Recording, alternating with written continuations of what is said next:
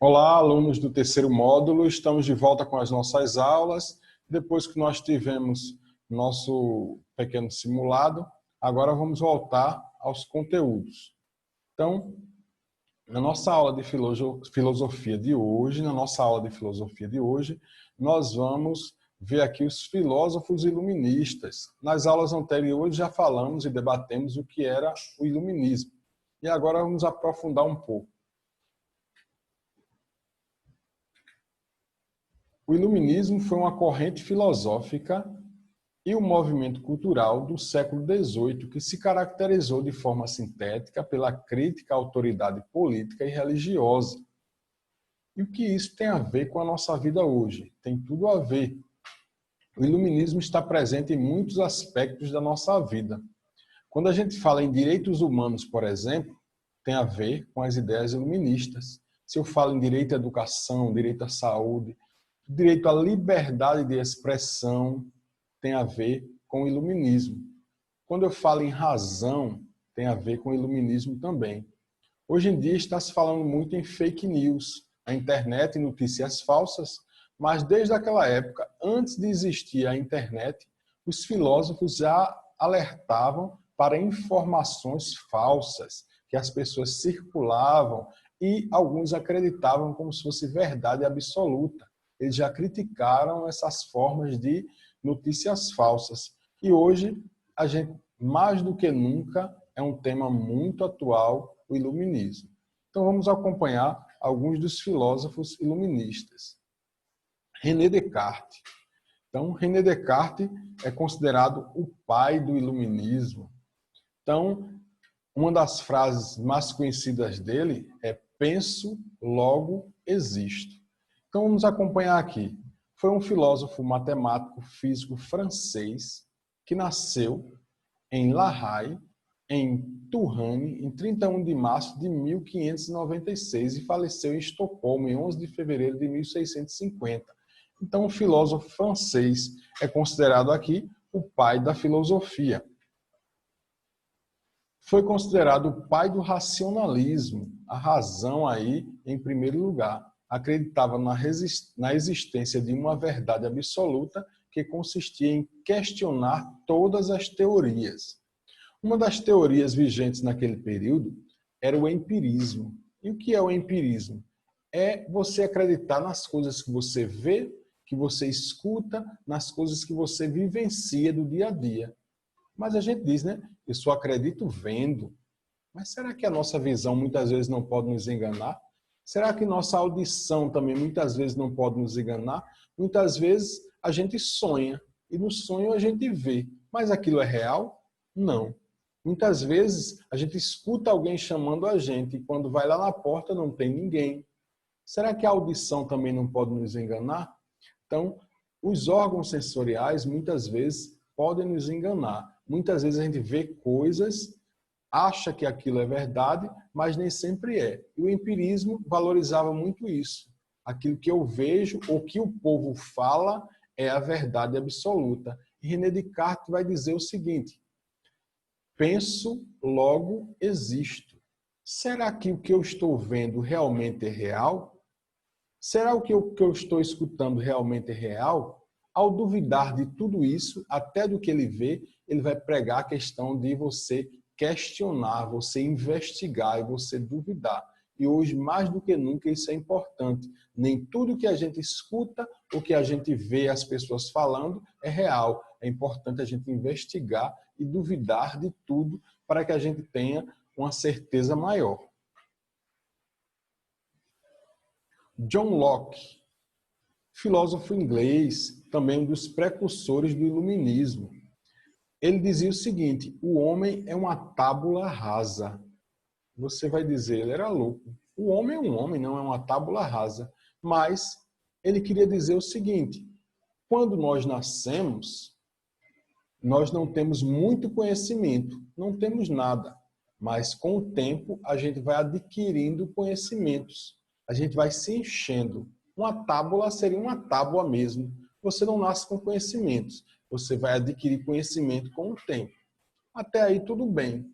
Mas o que vai ser profundo nessa frase de John Locke é o seguinte: Se todos nós nascemos como uma tábula rasa, nascemos iguais, por que uns têm tantos privilégios e outros não? Então, por que alguns já nascem com muitos privilégios e outros não, se todos nascem com a mesma sabedoria e têm a capacidade de enriquecer ou crescer em conhecimento? Então, vai questionar a igualdade das pessoas. Naquela época não se falava em igualdade de direitos, existia privilégios. Algumas pessoas nasciam com privilégios e outras não. As pessoas que não nasciam com privilégio dizia que era castigo de Deus. E outras pessoas que nasciam na nobreza, com privilégios, exploravam até a morte essas outras pessoas. John Locke vai questionar isso aí. Então, um importante filósofo inglês, considerado um dos líderes da doutrina filosófica do empirismo, nasceu em 29 de agosto de 1632. Acreditava na procura do conhecimento, devia basear-se na experiência e não por dedução ou especulação. Outro filósofo muito famoso é Montesquieu, o Barão de Montesquieu. Ele era um amigo da nobreza, mas ele criticava algumas coisas, principalmente o poder absoluto do rei. Até hoje, nós temos os 3 poderes: legislativo, executivo e judiciário. Criação de Montesquieu, os 3 poderes.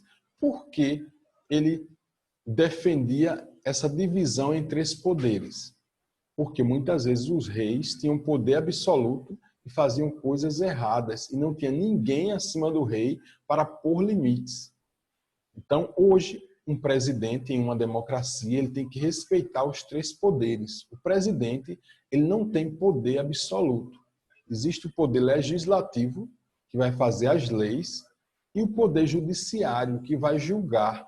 O executivo, ele vai fazer com que essas leis sejam colocadas em prática e que as coisas funcionem, mas ele tem um limite. Se ele fizer alguma coisa errada, ele vai ser julgado de acordo com as leis aprovadas pelo legislativo e vai ser julgado pelo judiciário, para mostrar que ninguém tem poder absoluto. Então aqui Charles Montesquieu, ou Barão de Montesquieu, foi filósofo, cientista e político escritor francês. Uma das frases mais conhecidas de Montesquieu é: só o poder limita o poder, ou seja, só o poder do povo pode limitar o poder do rei.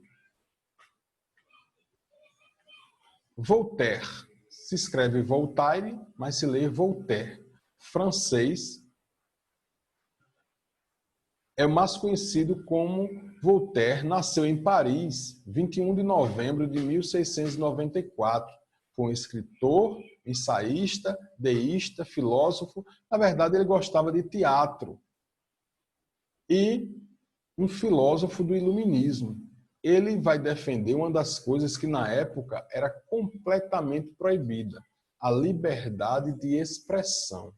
Liberdade de expressão não é você falar tudo o que quer contra todos, não. Liberdade de expressão é você...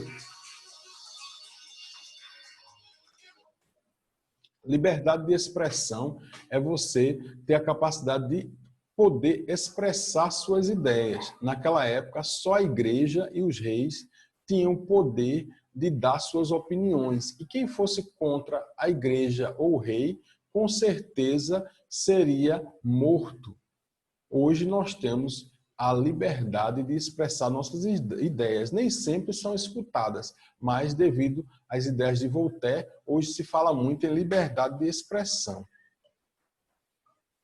Então, Voltaire defendeu uma reforma social, criticou a Igreja Católica e instituições francesas do seu tempo, incluindo os reis absolutistas e os privilégios do clero e da nobreza. Uma das frases mais famosas de Voltaire é a seguinte: posso não concordar com nada do que você diz, mas defenderei até a morte o vosso direito de dizê-la. Ou seja, eu posso não ser a favor do que você está falando, mas você tem o direito de falar. É sua opinião e deve ser respeitada, mesmo que eu não aceite.